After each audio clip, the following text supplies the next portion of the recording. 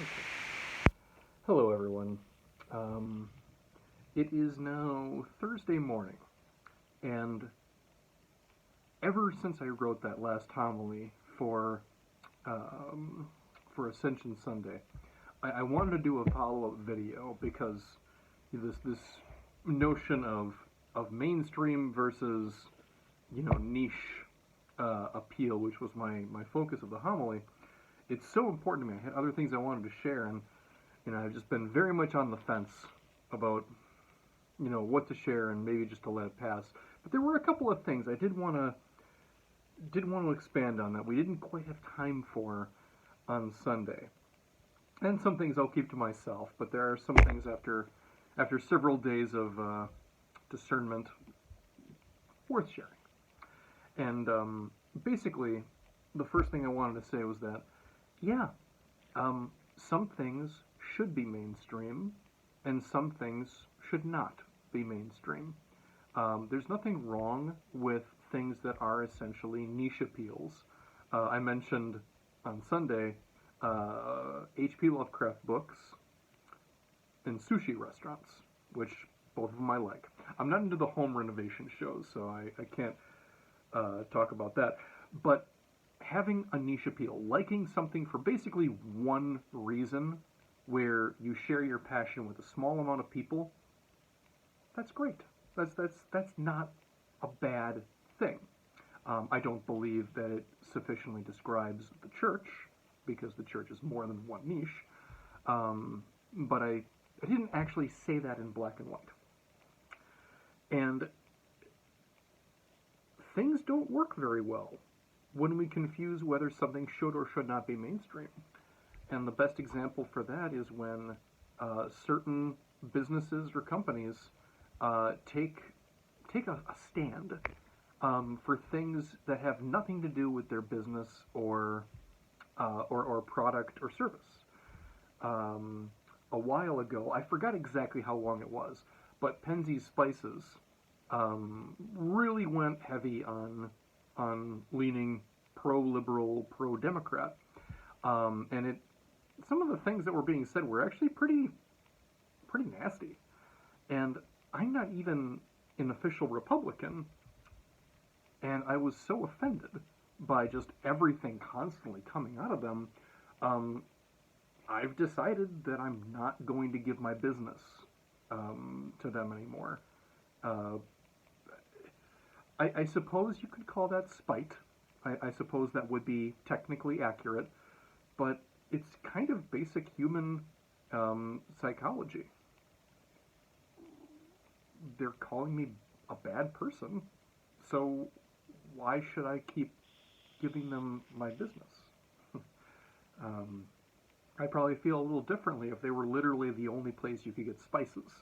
But I can get spices at other specialty shops, the grocery store. Um, that's how the human mind works.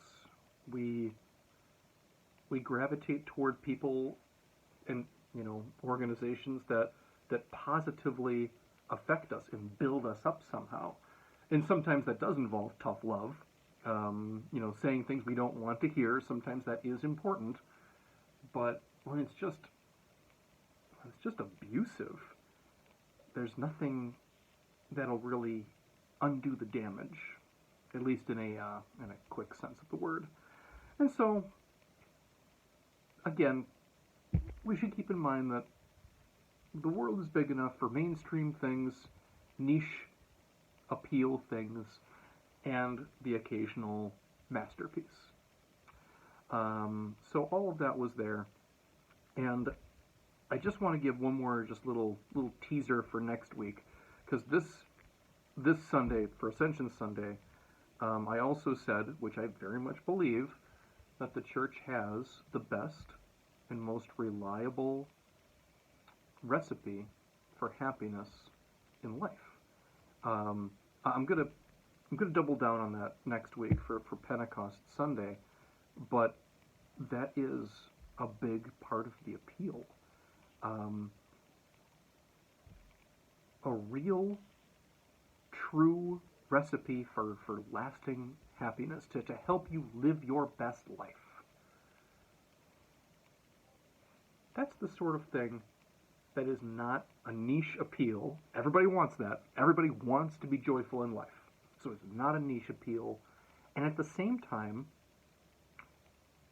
I hesitate to say that offering that is a mainstream service, because it's not,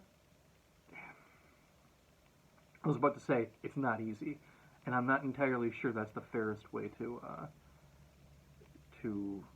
express it, but real lasting happiness in life, well, it does involve work, it does involve sacrifice, and everybody is different. We kind of have to fold in that recipe for individual taste and people and where people are. But that is a good example. If something truly builds up joy, happiness, fullness of life, that is probably a sign that you're working with something that's a masterpiece or nearly so. Because mainstream services that pretend to offer that, or claim to offer that, it's normally pretty shallow and temporary happiness, which, pleasure, fun, that sort of thing. But to really give you a sense of contentment, wholeness, tranquility, zeal for life, zest for life, all of that's a little bit different. That doesn't have a mainstream solution, but there is a solution that is available to everyone.